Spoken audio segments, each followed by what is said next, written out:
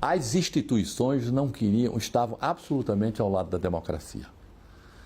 O Exército, a Marinha e a Aeronáutica estavam absolutamente a favor da Constituição. Evidentemente que você tinha, isso é como num clube de futebol, você tem um jogador indisciplinado no jogo, você tira o indisciplinado, mas o time continua.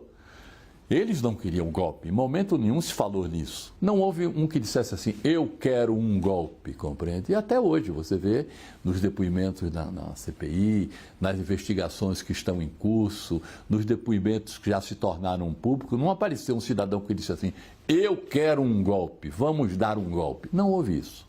Né? Todos do íntimo, talvez alguns torcessem por isso, o entorno do presidente. Do ex-presidente, havia um grupo interessado nisso, mas não houve ninguém que assumisse essa responsabilidade. Nem o presidente, nem o ex-presidente assumiu essa responsabilidade. Talvez não mexer com aquele acampamento permitiu que nós chegássemos a isso. Tá certo? Que eu digo sempre que aquilo era uma forma dos quartéis conviverem. A justiça não tirou. Não é? Tirou no dia 8. Por que não tirou no dia 15 ou na semana de dezembro? Então, nós não podíamos tomar a iniciativa, porque nós íamos mexer com muita gente que nós não podíamos mexer. Eu tinha consciência que aquilo era uma coisa muito delicada para a gente tomar uma providência que não tivesse muita responsabilidade e tivesse muito bem respaldada. Se você disser assim, que eu consigo passar algum dia sem me lembrar do dia 8, eu não consigo. Primeiro, quando eu converso com vocês da imprensa só sobre o dia 8, quando a gente fala sobre este ano é sempre o retrato do dia 8. O dia 8 é a nossa referência do que aconteceu e a gente torcendo para esse dia que não teve 24 horas acabar. Não haverá mais nunca, aquilo foi um alerta. Nós tiramos algumas coisas positivas daquilo, algumas precauções que nós não tivemos naquele momento, hoje nós temos elas todas. O ambiente do governo, da classe política com a classe militar, é o mais pacífico possível, o ambiente é de concórdia, todos com a responsabilidade de servir ao país. Eu tive, como todos sabem, frequentes diálogos com o presidente Bolsonaro e sempre tentava ser construtivo, tirar todas aquelas teorias conspiratórias que eu imagino que eram alimentadas até por esses próceres e pessoas mais próximas, e eu sempre dizia que não havia nenhum intuito de conspiração por parte do tribunal, mas toda hora o Bolsonaro falava que tinha o seu próprio SNI, não é? E eu sempre tentei demovê-lo dessas ideias, mostrando que o tribunal atuava de maneira institucional, mas esse chamado pensamento conspiratório era muito presente no seu entorno e acabava por, de alguma forma, contaminá-lo. E, obviamente, que ele foi tomando essas medidas que nós vimos aí ao longo do tempo, esse diálogo direto com o povo, o próprio dístico que cantavam nessas manifestações, Supremo é o povo, não é? Era um pouco uma resposta. O povo era aquilo que estava gritando lá na rua, né? Pouco importava quantos fossem. E nós, então, tivemos, acho que muitos atos preparatórios. Eu diria, os 2 7 de setembro de 21 e 22, nós tivemos essas invasões dos quartéis, essas manifestações que foram toleradas, grande erro, coisa grave. Não se faz manifestação em frente de quartéis, como não se faz manifestação em frente de hospitais, por razões diferentes. Então, isso foi tolerado.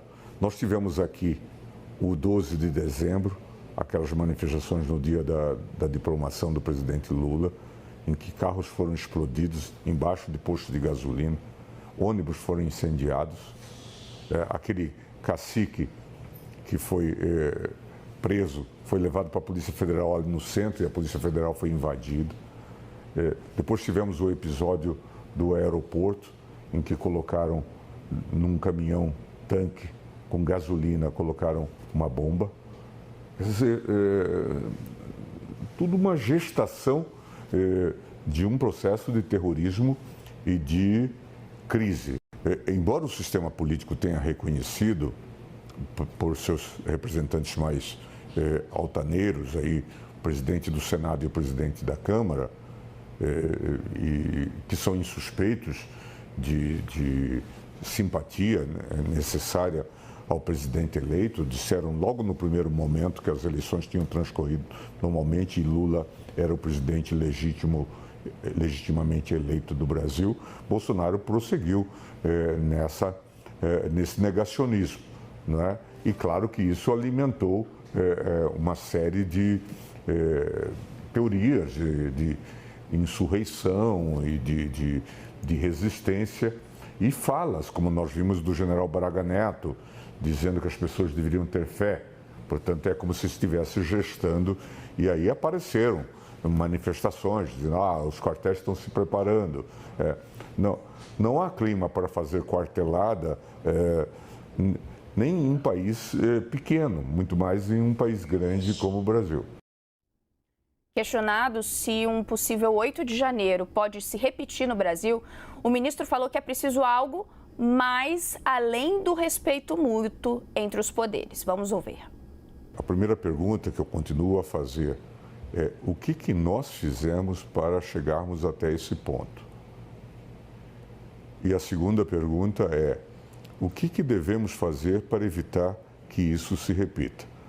A primeira pergunta, eu acho que a gente responde fazendo essa análise dos erros políticos, das incompreensões políticas, da falta de consenso que levou a essa crise, a própria força que se deu a esse grupamento desviado que é o da Lava Jato, né, que produziu a debacle do sistema político, né, e com os resultados que todos nós hoje conhecemos, com essas figuras hoje esquálidas de Moro, de Dallagnol e tantos outros maus representantes da política repressora, Bretas e tudo mais. Mas aí temos também que nos perguntar o que fazer para evitar que isso se repita. E aqui eu acho que nós estamos falhando um pouco. Não basta só essa normalidade que nós estamos vivendo, de respeito recíproco aos poderes e de reconhecimento de uma ambiência de fato democrática.